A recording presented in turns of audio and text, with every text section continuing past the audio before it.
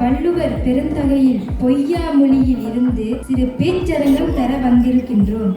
அன்பு காட்டும் இயல்பு விலங்குகளிடத்தே இருப்பதாக அறிஞர்கள் கூறுகிறார்கள்.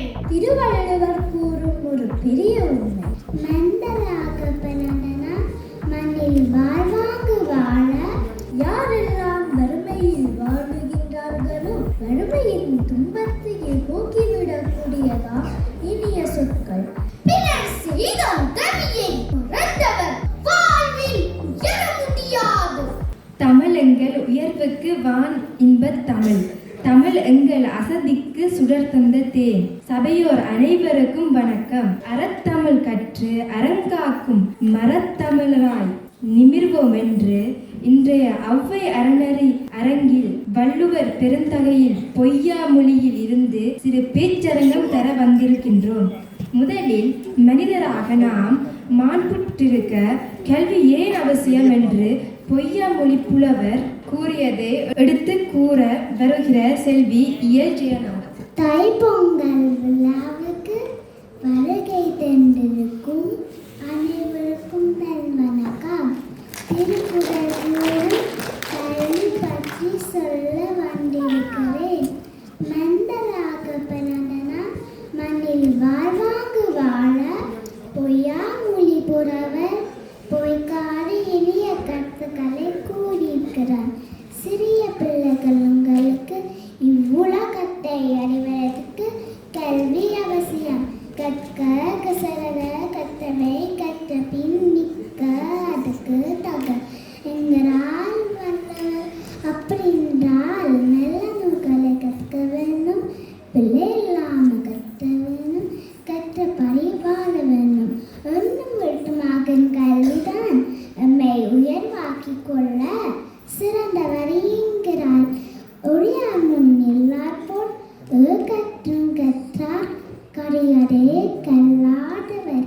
நிறைய படம் சொத்திருந்தாலும் அவர்கள் முன் கல்வி கற்றவரே சிறந்தவர் ஆவார்.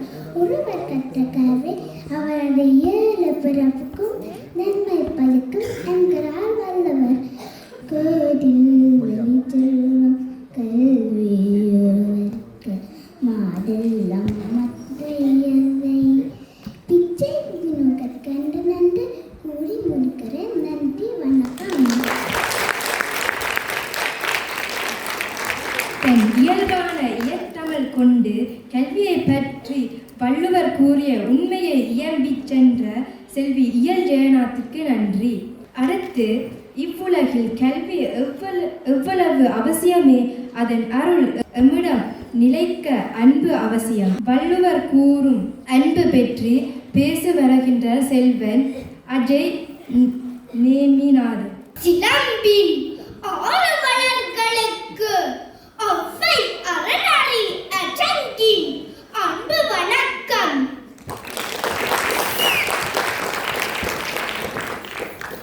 அன்பு காட்டும் இயல்பு விலங்குகளிடத்தே இருப்பதாக அறிஞர்கள் கூறுகிறார்கள்.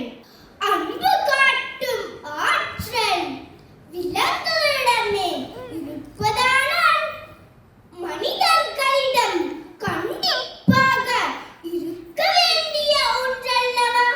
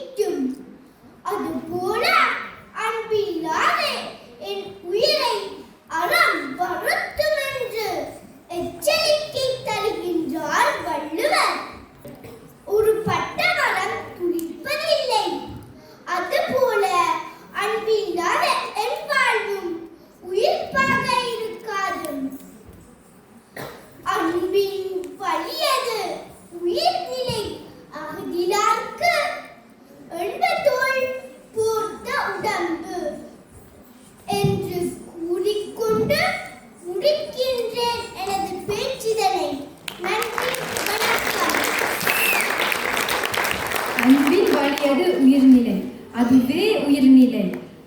தன் கண்ணீர் குரலால் பேசிய அஜய்க்கு நன்றியும் பாராட்டுகளும் தெரிவித்துக் கொள்கின்றேன். அடுத்து, எமக்கெல்லாம் இனியவை பேசுவது எவ்வளவு அவசியம் எடுத்துரைக்கின்றார் செல்வி இமயா ஜெயநாத். சிலம்பின் நண்பர்களுக்கு ஒவ்வை அறநறி அரங்கி தைப்பொங்கல் வாழ்த்தோடு என் அன்பு வணக்கம். கொடியவர்களை உலகில் யாரும் விரும்புவதில்லை. கொடியவர்கள் யாரெனில் இன்சொல் பேசாத கடும் சொற்களை பேசுவதும் கொடியவர்களே. இன்சொலா அறியமலை இப்படி விரவாம் செம்பொருள் கண்டார் வாய்ச்சொல் என்கிறார் வள்ளுவர். திருவள்ளுவர் கூறும் ஒரு பெரிய உண்மை, யாரெல்லாம் வறுமையில் வாழுகின்றார்களோ வறுமையின் துன்பத்தையே போக்கிவிடக்கூடியதா இனிய சொற்கள். இனிய சொற்கள் நம்மிடம் உருவாக அமைதி வேண்டும். அமைதி உருவாக தடையாக இருப்பது ஆணவம், கோபம். எனவே ஆணவம், கோபம் நீங்கி தெளிந்த உள்ளத்தவராக நாம் இனிய சொற்களை அடிகளாக்கினால் எம்மிடம் பணிவு தானாகவே வந்துவிடும். இருளை பழித்து கொண்டிருப்பதை விட இலக்கை ஏற்றுவது ஏழுங்கார்கள். அதனையே திருவள்ளுவர் நல்லன அல்லாதவை குறைய வேண்டும், ஆனால் நாம் அல்லாதவை பற்றி பேசிக் கொண்டிருக்க கூடாது. இது சிறந்தவையோ அதை பற்றி நாம் இனிய சொற்களோடு இனியவையோடு வாழ்வதுமே நமக்கும் பிறருக்கும் நன்மை செய்யும் என்கிறார் பொய்யாமொழி புலவர். ஒரு மரத்தில் இனிய சுவையான பழங்கள் இருக்க நாம் காய்களை பறிக்கலாமா? ஆம், நாம் பறிக்க மாட்டோம் தானே. அதேபோல் இனிய சொற்கள் இருக்க நாம் இன்னாத சொற்கள் பேசிக் கொண்டிருக்க கூடாது. இனியவையோடு வாழ்வதுமே நமக்கும் பிறருக்கும் நன்மை செய்யும் என்கிறார் பொய்யாமொழி புலவர். ஒரு மரத்தில் இனிய சுவையான பழங்கள் இருக்க நாம் காய்களை பறிக்கலாமா? ஆம், நாம் பறிக்க மாட்டோம் தானே. அதேபோல் இனிய சொற்கள் இருக்க நாம் இன்னாத சொற்கள் பேசிக் கொண்டிருக்கக்கூடாது என்று திருவள்ளுவர் இப்படி கூறுகிறார். இனிய உறவாகு இன்னாது கூறல் கண்ணீர் பக்காய் கவர்ந்தட்டு, கண்ணீர் பக்காய் கவர்ந்தட்டு. இனிய உறவாகு இன்னாது கூறல் கண்ணீர் பக்காய் கவர்ந்தட்டு, கண்ணீர் பக்காய் கவர்ந்தட்டு, கண்ணீர் பக்காய் கவர்ந்தட்டு. நன்றி, வணக்கம். இனிமையான குரலில் இனியவை பேசுவோம் என பாடி காட்டி தன் உரையை வழங்கி செல்வி இமயாவுக்கு நன்றிகளும் பாராட்டுகளும் தெரிவித்துக் கொள்ளுங்கள்.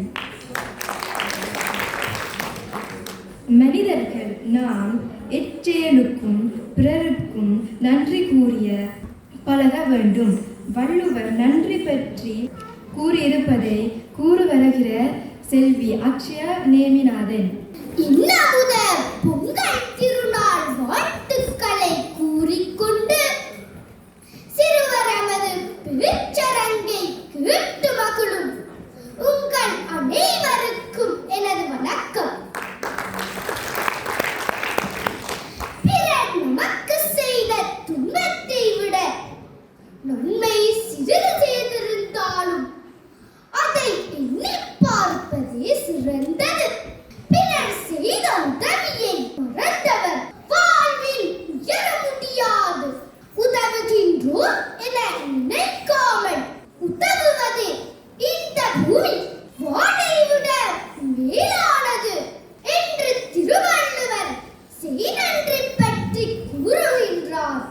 சரியான நேரத்தில் சிறிய உதவியாக இருப்பினும் பிரதிபலன் பாராது இருப்பது உதவி என்கிறார். அவ்வாறு கிடைத்த உதவியை மறப்பது நல்லதல்ல. ஆனால் ஒருவர் செய்த தீமையை மறப்பது நல்லதென்கிறார். உதவி செய்து நமது துன்பத்தை போக்கிய ஒருவரின் நட்பை அடுத்தடுத்த பிறப்புகளிலும் நாம் நினைத்து போற்ற எண்ணினால் மட்டுமே சான்றோராகலாம் என்று திருவள்ளுவர் கூறுகின்றார். அவ்வாறு ஒருவர் செய்யும் தீமையை அதை பெற்றவர் கொண்டிருக்க வேண்டிய நன்றை பற்றி கூறும் வள்ளுவர், எந்நன்றி கொன்றாருக்கும் உயவுண்டா உயவில்லை, செய் நன்றி கொன்ற மகற்கு என்று கூறி நன்றியை மறந்தவர்க்கு வாழ்வில் பேரின்பம் எனும் திகட்டாது என எடுத்துரைக்கின்றார். குறள் வழி நடப்போம், நன்றி அறிவோடு வாழ்வோம். நன்றி, வணக்கம். அருமையாக வள்ளுவர் கூறிய செய் நன்றி அறிதலை பற்றி கூறிய அக்ஷயாவுக்கு நன்றிகளும் பாராட்டுகளும் தெரிவித்துக் கொள்ளுங்கள். ஒவ்வொரு அறநெறி சிறார்கள் நாம் வள்ளுவம் கூறிய வாழ்வியங்களில் சிறு துளியை சிலம்பு தந்த அரங்கில் வெளிப்படுத்துவதற்கு வாய்ப்பளித்தமுக்கு பேச்சரங்கை நல்வழிப்படுத்த ஆசிரியருக்கும் நன்றி கூறி விடைக்கின்றோம். நன்றி, வணக்கம்.